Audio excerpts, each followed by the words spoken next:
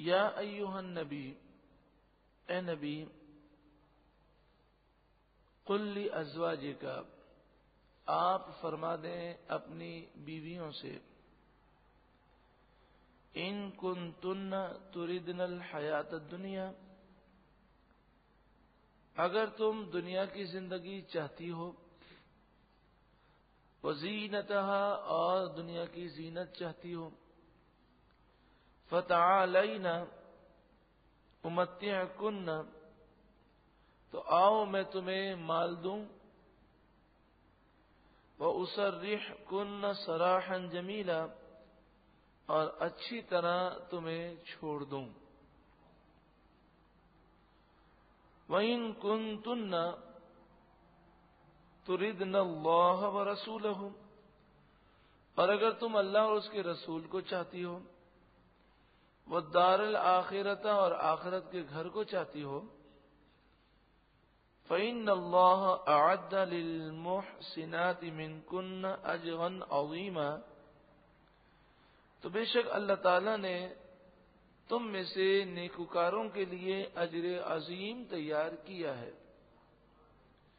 یا نساء النبی، اے نبی کی بیویوں، من یأت منکن بفاحشۃ مبینہ،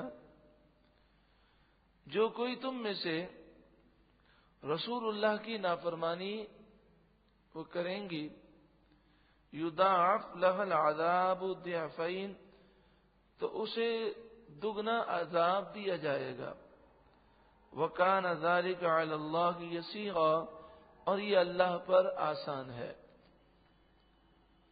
یہاں پر اس بات کو اچھی طرح سمجھ لینا چاہیے کہ اللہ والوں کا جو مقام و مرتبہ ہے، تو ان کے معاملات جو ہوتے ہیں وہ خاص ہوتے ہیں۔ رسول اللہ صلی اللہ علیہ وآلہ وسلم کہ ازواج مطہرات کو اللہ نے بڑا مقام و مرتبہ عطا فرمایا۔ جس کا مقام و مرتبہ بلند ہوتا ہے اس کے لیے آزمائشیں اور امتحانات بھی زیادہ ہوتے ہیں۔ اگر گھر میں کچھ کھانے کے لیے نہ ہو اور پہننے کے لیے نہ ہو اور گھر میں تکلیفیں ہوں، تو ہر بیوی کو یہ حق حاصل ہے کہ وہ اپنے شوہر سے مطالبہ کرے اور کہے کہ آپ ذرا خرچ کو ہمارے لیے بڑھائیں، گھر میں یہ چیز نہیں، اس چیز کو لے کر آئیں۔ اب اگر شوہر جو ہے وہ نادار ہو، اس کے پاس کچھ بھی نہ ہو، تو اچھی بیوی وہ ہوتی ہے جو صبر کرے، برداشت کرے۔ لیکن اگر شوہر کے پاس مال ہو اور پھر بھی وہ گھر پر خرچ نہ کرے، تو پھر عورت کو یہ حق حاصل ہے کہ وہ مطالبہ کر سکتی ہے اپنی جائز ضروریات کا۔ لیکن یہ تو عام معاملات ہیں۔ جہاں تک رسول اللہ صلی اللہ علیہ وآلہ وسلم کی شان ہے تو آپ کا معاملہ ہر ایک سے جدا ہے۔ آپ کا مقام بہت بلند و بالا ہے۔ ازواج مطہرات یہ دیکھ رہی تھیں کہ نبی اکرم صلی اللہ علیہ وآلہ وسلم کا شان اقدس میں معاملہ یہ ہے کہ 60 دن تک چولہا نہیں جلتا، کھجور اور پانی پر گزارا ہے، اور وہ بھی 2 وقت نہیں ملتا، ایک وقت ملتا ہے اور دوسرے وقت فاقہ ہے، اور جس وقت ملتا ہے وہ بھی پیٹ بھر کر نہیں ہے۔ 40 دن تک وہ چراغ نہیں جلتا۔ گھر مبارک کی جو سائز ہے وہ آپ کے سامنے ہے۔ حضرت عائشہ فرماتی ہیں کہ کھڑے ہوتے تو سر ٹکراتا چھت سے، اور جب ہم آرام کرتے تو سر ایک دیوار سے اور ٹانگیں دوسری دیوار سے، یہاں تک کہ کبھی حجرے میں نبی اکرم صلی اللہ علیہ وآلہ وسلم نماز ادا فرماتے تو میں پاؤں سمیٹ لیتے جب حضور سجدہ فرماتے، اور جب حضور قیام فرماتے تو میں اپنے پاؤں جو ہیں وہ پھیلا لیتے، اور کبھی کبھی مجھے نیند آ جاتی تو نبی اکرم صلی اللہ علیہ وآلہ وسلم جب سجدے میں جانے لگتے تو آپ اپنا دستے مبارک میرے پاؤں پر رکھتے تو میں اپنے پاؤں سمیٹ لیتے. یعنی اتنا وہ اس کی سائز تھے. پھر وہ گھر مبارک جو ہے وہ کھجور کے پتوں اور ٹہنیوں سے بنا ہوا تھا, کچا گھر تھا کہ جب بارش ہوتی تھی تو بارش کا پانی بھی اس میں ٹپکتا تھا. لیکن ایسا نہیں تھا کہ نبی اکرم صلی اللہ علیہ وآلہ وسلم کے پاس خزانے کی کوئی کمی تھی. مال کے ڈھیر لگ جاتے اور اتنے بڑے بڑے ڈھیر وہ مسجد نبوی شریف میں مال غنیمت کے لگتے. آپ صلی اللہ علیہ وآلہ وسلم تقسیم فرماتے اور جو آپ کا حصہ مقرر تھا وہ جو آپ کو ملتا وہ بھی آپ تقسیم فرما دیتے اور اپنے لیے آپ کچھ نہ بچاتے. یہاں تک کہ معاملہ یہ تھا کہ اگر 3 دینار یا 7 دینار گھر میں موجود ہیں اور حضرت بلال یہ کہتے ہیں یا رسول اللہ سارا مال خرچ کر دیا, اب 3 یا 7 دینار بچ گئے ہیں, کوئی مستحق نہیں ملا, کل کر دیں گے. تو رسول اللہ فرماتے ہیں کہ گھر میں سونا موجود ہو اور میں گھر میں رات گزاروں, ایسا نہیں ہو سکتا. تو اس رات رسول اللہ گھر میں رات نہیں گزارتے, مسجد نبوی شریف میں رات گزارتے ہیں. تو یہ معاملات وہ دیکھ رہی ہیں. اگر دنیاوی معاملات میں اگر دیکھا جائے, عام معاملات میں, تو شوہر کے پاس دولت کے انبار لگے ہوں اور گھر میں یہ عالم ہو کہ وہ فاقہ کر رکھے ہوں تو یہ معاملہ بڑا عجیب ہوتا ہے. لیکن ہمارے آقا کا معاملہ یہ ہے کہ آپ رحمت للعالمین ہیں, تو آپ نے ساری دنیا کے جتنے بھی آپ کے امتی ہیں انہیں اپنے کردار سے ایک حوصلہ دیا کہ کیسے بھی حالات ہوں تمہیں برداشت کرنا ہے. دیکھو میں نے کتنی سادگی کے ساتھ زندگی گزاری. کوئی کتنا بھی غریب آدمی ہو اور وہ اگر اپنے غم میں ہو اور اسے آپ کہیں کہ جناب رسول اللہ صلی اللہ علیہ وآلہ وسلم کے گھر مبارک میں 60 دن تک چولہا نہیں جلتا تھا, تو مجھے ایسا کوئی غریب آج تک نہیں ملا کہ جس کے گھر میں 60 دن تک زندگی میں کبھی چولہا نہ جلا ہو مسلسل. 1-2 دن آدمی کھانا نہیں پکاتا تو تیسرے دن پکا لیتا ہے. اور مجھے آج تک ایسا کوئی غریب نہیں ملا کہ جس کے گھر میں لائٹ چلی جائے, یعنی جس کے گھر میں بجلی بھی نہ ہو, یو پی ایس بھی نہ ہو, جنریٹر بھی نہ ہو, گیس بتی بھی نہ ہو, موم بتی بھی نہ ہو, چراغ بھی نہ ہو اور 40 دن تک وہ اس طرح گزارے. ایسا غریب ہم نے نہیں دیکھا. تو نبی اکرم صلی اللہ علیہ وآلہ وسلم نے باوجود اس کے کہ آپ پوری کائنات کے مالک و مختار ہیں, اللہ کے اذن سے, اللہ کی عطا سے, اس کے باوجود آپ نے ایسی زندگی گزاری تاکہ غریبوں کو حوصلہ ملے اور وہ یہ کہیں کہ ہمارے آقا نے غربت کو پسند فرمایا, تو ہمیں غربت آ گئی تو ہمیں خوش ہونا چاہیے, نہ کہ اس میں پریشان ہونا چاہیے. تو اب ازواج مطہرات کا سوال یوں تو درست تھا کہ بیوی کو حق حاصل ہے, لیکن رسول اللہ صلی اللہ علیہ وآلہ وسلم کو یہ سوال ناگوار گزرا. جب انہوں نے کہا یا رسول اللہ اتنا مال آتا ہے اور آپ تقسیم فرما دیتے ہیں اور گھر میں یہ حال ہے کہ کھانے کے لیے نہیں ہوتا, تو آپ کچھ اپنا یہاں خرچہ بڑھا دیں.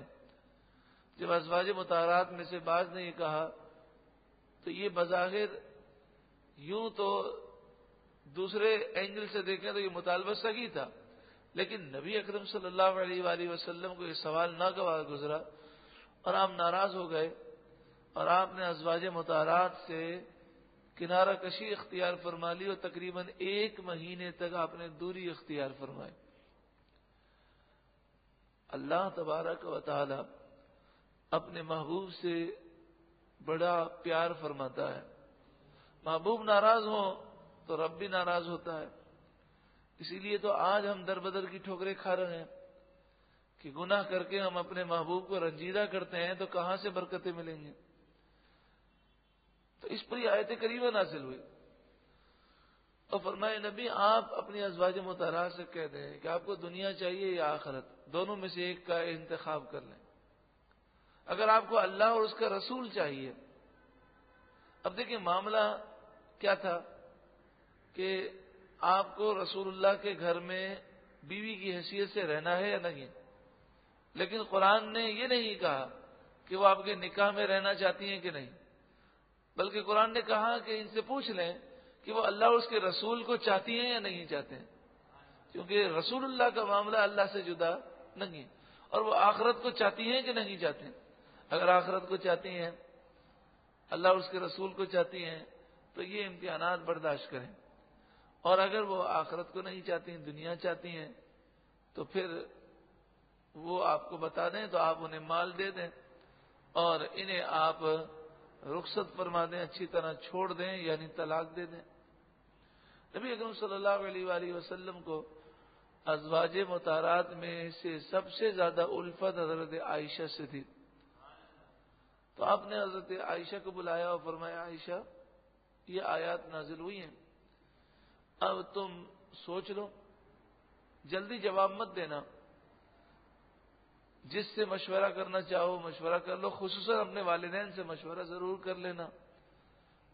تو وہ حضرت عائشہ رو پڑی اور کہنے لگی، یا رسول اللہ، اس معاملے پر میں کسی سے مشورہ نہیں کروں گی، میں آخرت کو چاہتی ہوں اور اللہ اور اس کے رسول کو چاہتی ہوں. اسی طرح تمام ازواج مطہرات نے یہی کہا. تو بعض مفسرین فرماتے ہیں کہ اللہ تعالیٰ ان کے اس کہنے پر اتنا راضی ہوا کہ اللہ تعالیٰ نے حکم دے دیا کہ اے محبوب، آپ ان کو کبھی بھی اپنے نکاح سے دور مت فرمائیے گا، آپ انہیں اپنے قرب سے اب کبھی بھی دور نہیں کیجیے گا. تو پھر نبی اکرم صلی اللہ علیہ وآلہ وسلم نے انہیں دور نہ کیا. اور پھر کرم یہ ہوا کہ ازواج مطہرات حضور کے وصال کے بعد بھی حضور کے نکاح میں باقی رہیں. شہید کو فرمایا زندہ ہے، لیکن شہید کا جب شہادت ہو جاتی ہے تو اس کی بیوہ نکاح سے باہر ہو جاتی ہے 4 مہینے 10 دن گزار کر، اور وہ دوسری جگہ نکاح کرنا چاہے تو نکاح کر سکتی ہے. مگر نبی کی حیات شہداء کی حیات سے بھی افضل و اعلیٰ ہے. شہید کی بیوی تو بیوہ کہلاتی ہے اور عدت گزارتی ہے، اور پھر وہ بعد میں نکاح بھی کر سکتی ہے عدت کے بعد کسی دوسرے سے. لیکن نبی وہ زندہ ہیں کہ نبی کی ازواج مطہرات پر نہ عدت لازم ہے اور نہ ہی یہ زندگی بھر کسی اور سے نکاح کر سکتے ہیں. یہ نبی کے نکاح میں ہے. اور پھر نبی اکرم صلی اللہ علیہ وآلہ وسلم کے ساتھ ہی وہ اللہ کی عطا سے جنت میں ہوں گے. اللہ رب العالمین ہمیں حضور کی فرمانبرداری کرنے کی توفیق عطا فرمائے، اور جو مقام و مرتبہ اللہ نے اپنے محبوب کو دیا اس مقام و مرتبے کو تسلیم کرنے کی توفیق عطا فرمائے. الحمدللہ 21واں پارہ مکمل ہوا. الحمدللہ الحمدللہ الحمدللہ رب العالمین. یہاں پر ایک ضروری مسئلہ سماعت کر لیں.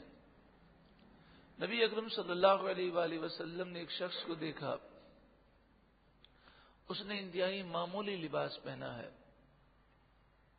لباس انتہائی معمولی ہے. تو آپ نے فرمایا کہ کیا تو اس سے اچھا لباس نہیں پہن سکتا؟ تو اس نے کہا کہ یا رسول اللہ صلی اللہ علیہ وسلم میں پہن سکتا ہوں. تو حضور نے فرمایا کہ اللہ تعالیٰ نے جو نعمت دی ہے وہ تمہارے اوپر اس نعمت کا اثر دیکھ کر خوش ہوتا ہے، تم اس کا اظہار کرو. یعنی اگر اللہ نے اچھا لباس پہننے کی طاقت دی ہے تو لباس اچھا پہنو، اچھی سواری، اچھا مکان، اس میں کوئی حرج نہیں ہے. اور نیت یہ ہونی چاہیے کہ میں اللہ کی نعمت کا اظہار کر رہا ہوں. جس طرح ہمارا بچہ ہے، وہ اگر کہیں جاتا ہے میلے کچیلے کپڑے پہنے ہوئے ہیں تو بچے کو کوئی کچھ بھی نہیں کہے گا، ہر کوئی کہے گا کہ اس کے ماں باپ نے اس کا خیال نہیں رکھا. تو ماں باپ کہیں ہم تو خیال رکھتے ہیں لیکن یہ پہننے کے لیے تیار ہی نہیں ہے، کتنے کپڑے پہنے ہوئے ہیں، کتنے کپڑے اس کے الماری میں رکھے ہوئے، پہنتا ہی نہیں ہے. تو اسی طرح جب اللہ تعالیٰ نے بندے کو اتنی نعمتیں دی ہیں تو بندہ اس نعمت کا اظہار کرے، مگر غرور و تکبر نہ ہو، اور غریبوں کی دل آزاری کا انداز اختیار نہیں کرنا چاہیے، نمود و نمائش نہ ہو. مگر سوال یہ ہے کہ نبی اکرم صلی اللہ علیہ وآلہ وسلم کو اللہ تعالیٰ نے تو کل جہاں ملکیت میں دیے، اس کے باوجود آپ نے جو لباس پہنا وہ بہت سادہ ہوتا، غذا سادی، مکان سادہ۔ اسی طرح صدیق اکبر کا معاملہ ہے، اسی طرح حضرت عمر کا معاملہ ہے، اسی طرح حضرت علی کا معاملہ ہے اور دیگر صحابہ کرام کا۔ تو فرمایا کہ انما الاعمال بالنیات، اعمال کا دار و مدار کس پر ہے؟ نیت پر ہے۔ تو وہ صحابہ کرام کہ جو لیڈر ہوئے ہیں، یعنی جن کو دیکھ کر لوگ نقش قدم پر چلتے ہیں اور جن سے کئی لوگ وابستہ ہوتے ہیں، وہ ہمیشہ سادگی اپناتے تھے، جیسے نبی اکرم صلی اللہ علیہ وآلہ وسلم کی سنت ہے۔ اس کی وجہ یہ ہے کہ غریب امیر سب انہیں اپنا قائد سمجھتے، تو غریبوں کی دل آزاری نہ ہو اور غریبوں کو یہ نہ ہو کہ ہمارے پاس نہیں ہے، تو اس لیے جو لیڈر ہو، حاکم ہو، حکمراں ہو، اسے چاہیے کہ وہ دولت کے اظہار سے بالکل اپنے آپ کو بچائے، تاکہ جو ان کی عوام ہے اس کا دل جو ہے خوش ہو اور وہ یہ سمجھے کہ ہمارے جو بڑے ہیں انہیں ہمارے حالات کا کتنا خیال ہے، کہ جب ہمارے پاس نہیں تو وہ ہمارے سامنے ان چیزوں کا اظہار بھی نہیں کرتے۔ اللہ تبارک و تعالی ہمیں ان باتوں کی سوچ اور سمجھ عطا فرمائے۔ درود پاک پڑھی، اللہم صلی علی سیدنا مولانا محمد وعلی آل سیدنا ومولانا محمد وبارک وسلم۔